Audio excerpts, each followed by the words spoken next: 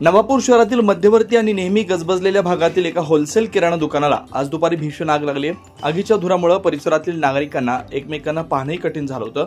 मात्र अग्निशमन दलाच्या तत्परतेमुळे मोठा अनर्थ टळलाय। आगीत लाखोंचं नुकसान झालंय। मिळालेल्या माहितीनुसार शहरातील धडधड्या भागातील हितेश मामचंद अग्रवाल यांच्या मालकीच्या होलसेल किराणा दुकानाला आज दुपारी सुमारे 1:30 वाजताच्या सुमारास अचानक आग लागली। भर दिवसांनी गजबजलेली वस्ती असल्याने एकच धावपळ उडाली। आगीच्या धुराची लोट दूरपर्यंत पसरल्याने नागरिकांमध्ये भीतीचं वातावरण निर्माण झालं होतं। धुरामुळे परिसरातील लोकांना एकमेकांना ओळखणे कठीण झालं होतं। आगीची माहिती मिळताच अग्निशमन दलाचे जवान तातडीने घटनास्थळी दाखल झाले।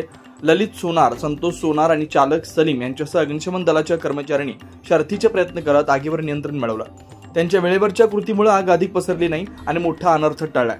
या आगीत दुकानातील लाखोंचा माल जळून खाक झालाय। आगीचं नेमकं कारण अद्याप अस्पष्ट आहे। दरम्यान शिवसेना शहर प्रमुख अनिल वारुळे यांनी घटनास्थळी धाव घेत मदत कार्यात सक्रिय सहभाग घेतला। परिस्थिती नियंत्रणात आणण्यासाठी पोलिसही घटनास्थळी हजर होते।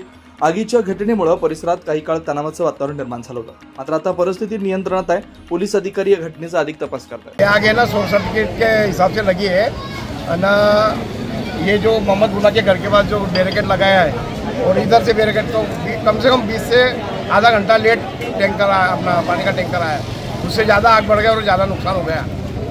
तो इसलिए वो बैरिकेड सभी नागरिक यहाँ के जो भी जितने भी नागरिक हैं वो ये बैरिकेड निकालने की पूरी कोशिश करो आणि निवेदन आहे। शहरामध्ये धडधड्या भारतनगर येथील हितेशबाई अग्रवाल यांच्या दुकानाला शॉर्ट सर्किटमुळे 1च्या सुमारास त्यांची दुकान बंद होती, तेव्हा आग लागलेली आहे।